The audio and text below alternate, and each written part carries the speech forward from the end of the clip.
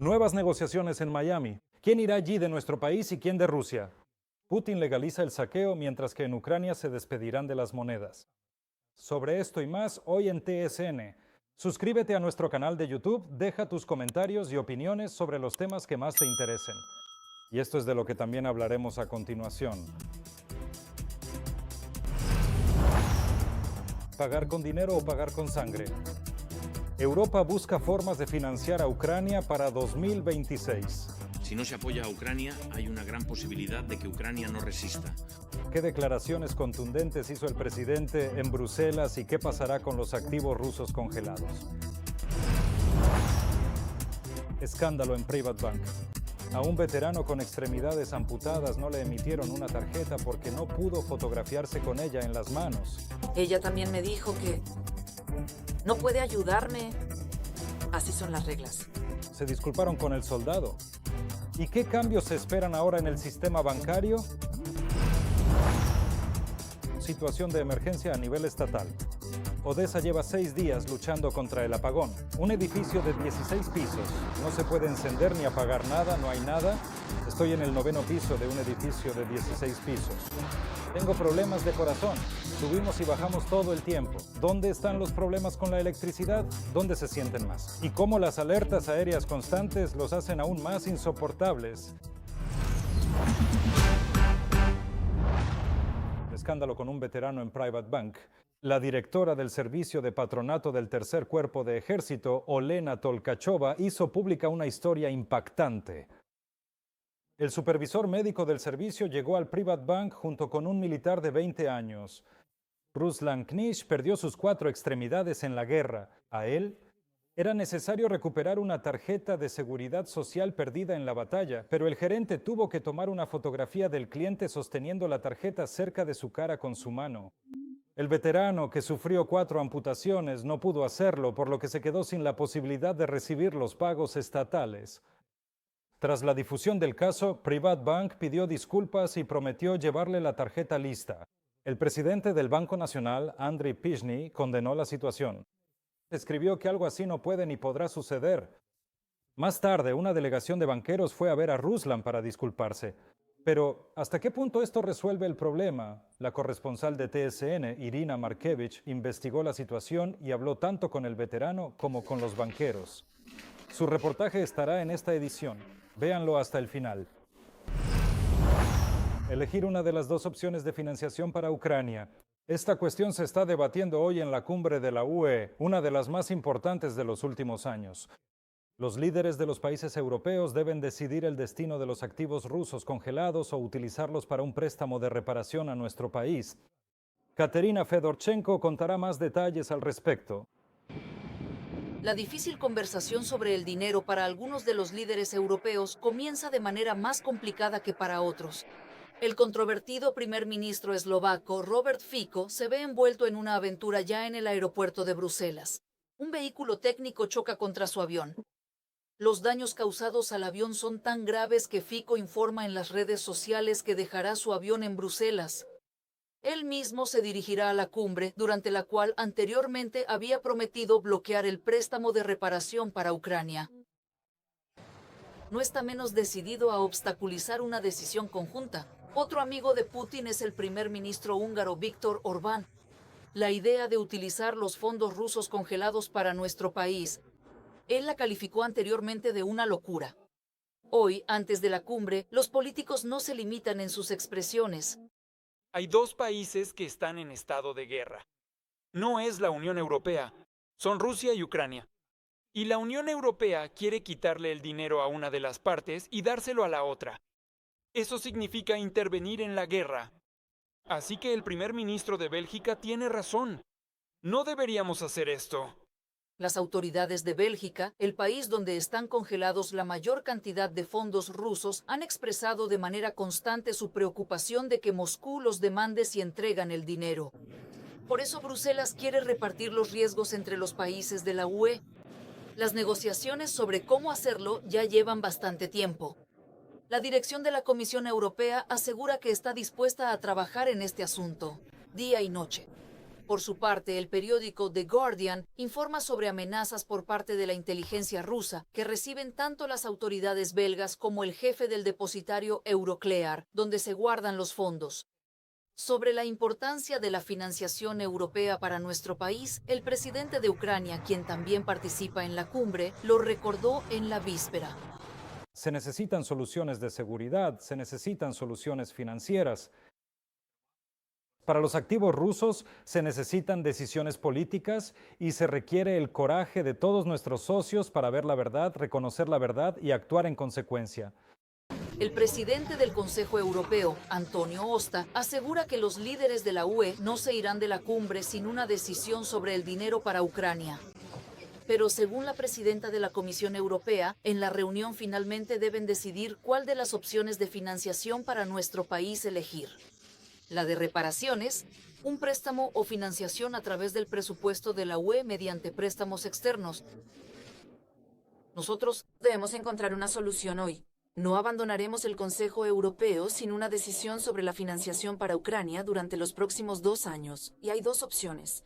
Una de ellas será la que acuerde el Consejo Europeo. Antes de la reunión de los líderes de la Unión Europea, la agencia Bloomberg averiguó a qué exactamente podría estar vinculada la futura ayuda financiera para nuestro país. Más de la mitad de los fondos se planea destinar a los fabricantes de defensa ubicados en Ucrania, en los países de la UE, así como en varios estados socios, en particular en Noruega. Al mismo tiempo, la participación de otros países estará estrictamente limitada. Así, las posibilidades de Ucrania de gastar los fondos prestados en armamento estadounidense se reducirán considerablemente. Se hará una excepción para el equipamiento de defensa de importancia crítica que no pueda adquirirse rápidamente bajo las nuevas reglas. El nuevo esquema también prevé requisitos para Kiev. El crédito se otorgará bajo la condición de que se respeten los procedimientos democráticos y se lleve a cabo una lucha real contra la corrupción. Estos procesos serán supervisados por representantes de la UE. Al mismo tiempo, existen borradores de garantías de que Ucrania recibirá armas a tiempo, porque la Comisión Europea podrá exigir a las empresas de defensa de la UE que prioricen los pedidos ucranianos e imponer multas por rechazar o retrasar las entregas. Katerina Fedorchenko, TSN 1+1. Si no se encuentran fondos para Ucrania, Europa tendrá que pagar con sangre. Volodymyr Zelensky hizo una serie de declaraciones motivadoras en Bruselas, donde se celebra la reunión del Consejo Europeo. La presidenta de la Comisión Europea, Ursula von der Leyen, prometió que la cumbre continuará hasta que se resuelva la cuestión del dinero para Ucrania. Y el presidente de Ucrania, en una conferencia de prensa, explicó por qué el dinero de la UE es un argumento importante. En las negociaciones para poner fin a la guerra, ¿por qué la participación de Europa es importante para las garantías de seguridad y cuán crítico es este financiamiento para las necesidades de defensa de Ucrania? A continuación, las palabras directas de Volodymyr Zelensky. Si no llega a este tramo, la producción de drones en Ucrania se reducirá varias veces. Y si hablamos de los de largo alcance, hoy estamos utilizando nuestras capacidades. Por nuestra parte, hacemos todo lo posible para reducir los recursos energéticos de Rusia. Todo esto simplemente no existirá. Hoy hablamos también de la defensa antiaérea, de ciertos misiles. No quiero decir en voz alta cuáles son deficitarios. Hay algunos sistemas que no tienen ciertos tipos de misiles. Hoy he hablado con los socios sobre que podemos debatir mucho y durante mucho tiempo, pero cada día siguen llegando ataques. Si no se apoya a Ucrania, existe una gran posibilidad de que Ucrania no resista y entonces Europa ya no pagará con dinero, pagará con sangre. Y todos deben unirse porque a alguien más también le llegará. Esto puede ser una nueva etapa de la guerra. No quiero asustar a nadie. Simplemente todos deben estar preparados. Se necesita dinero para que Rusia y cualquiera no utilicen estos activos rusos como una palanca de presión sobre nosotros. Nos sentimos más seguros en las negociaciones con esa herramienta que sin ella. Y a la pregunta, ¿y cómo van a resistir otro año si no tienen dinero? De inmediato hay una respuesta. Y entonces ya no surgen esas preguntas. No creemos que Europa deba reemplazar a Estados Unidos Y por mucho que Rusia, por más señales que envíe, entendemos que quisieran excluir la presencia de los europeos. Eso no se puede permitir. La presencia de Europa reduce las probabilidades y el porcentaje de agresión de la Federación Rusa. Las negociaciones sobre la paz en Ucrania continuarán muy pronto.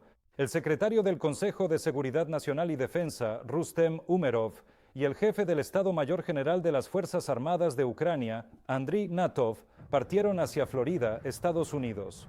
Así lo informó la embajadora de Ucrania en Estados Unidos, Olga Stefanishina. Ella enfatizó que se están preparando reuniones bilaterales con los estadounidenses. El fin de semana también llegará a Miami una delegación rusa encabezada por el negociador de Putin, Kirill Dmitriev. Sus representantes de Trump presentarán el plan de paz elaborado e intentarán convencer a Moscú de aceptar las propuestas actualizadas para poner fin a la guerra. Se espera que los resultados de estas negociaciones se comuniquen a la parte ucraniana. En la Casa Blanca subrayan que hablarán con las delegaciones por separado. Por el momento no se planean negociaciones trilaterales.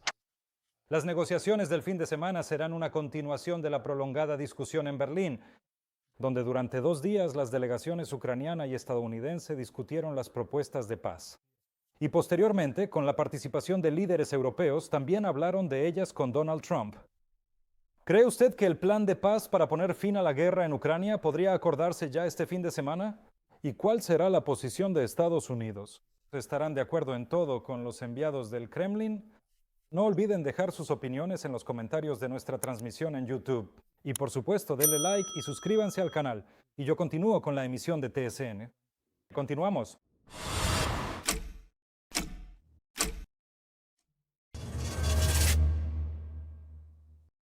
De diferentes tipos. Drones no tripulados atacaron Ucrania esta noche. En total, los rusos lanzaron 82 drones de combate. Cerca de 50 de ellos eran Shahed.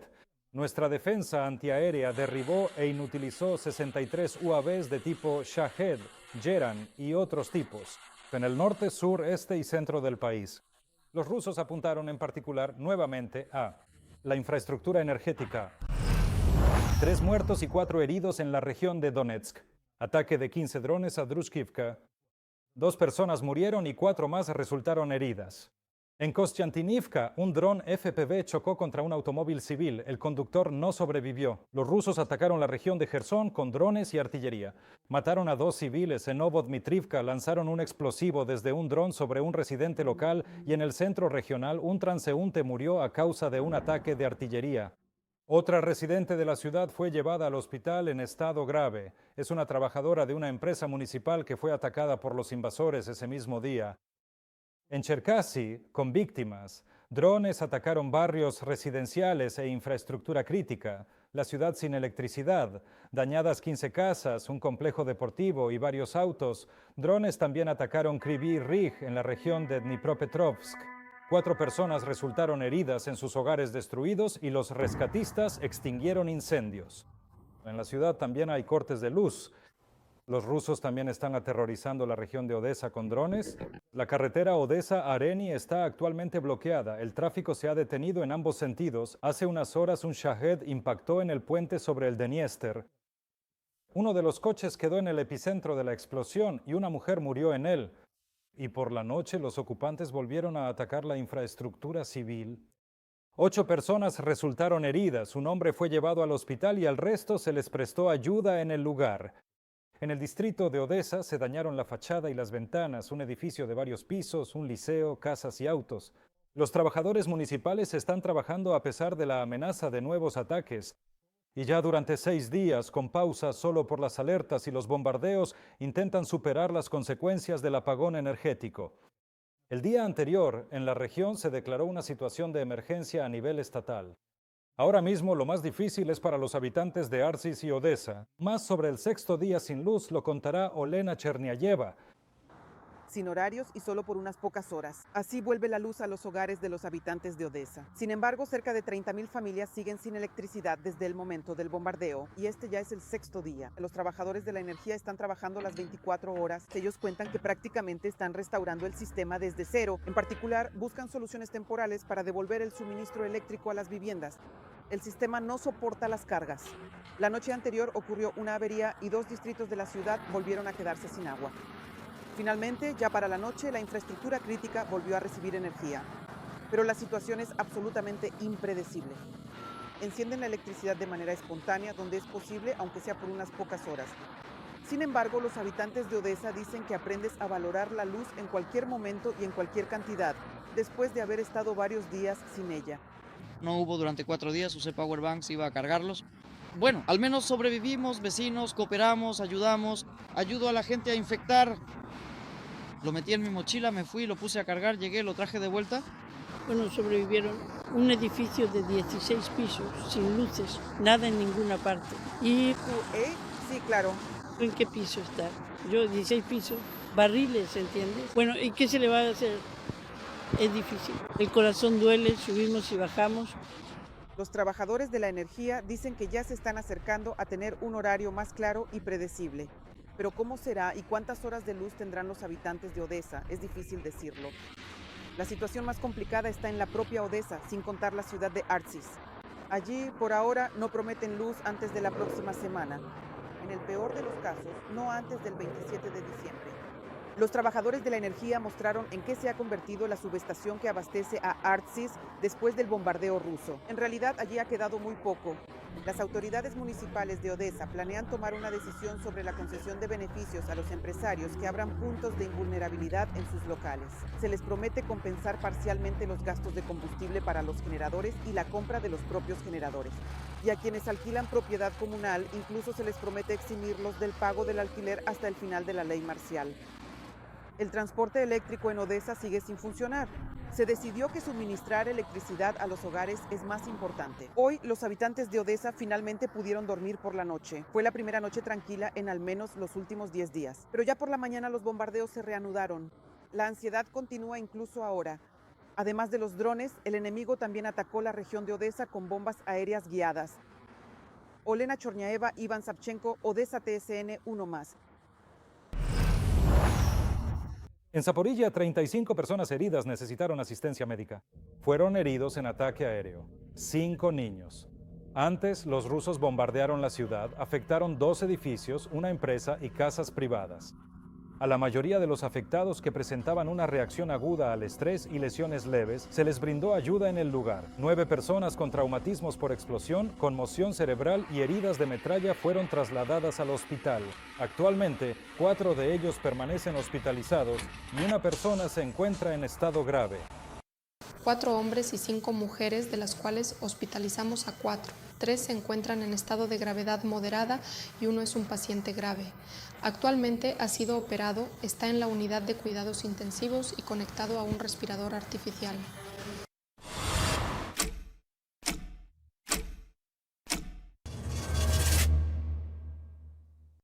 Casi 500,000 de consumidores se quedan sin electricidad a diario tras los bombardeos de Rusia. Principalmente, esto ocurre en las regiones fronterizas y cercanas al frente. Así lo declaró en una rueda de prensa el ministro interino de Energía, Artem Nekrasov.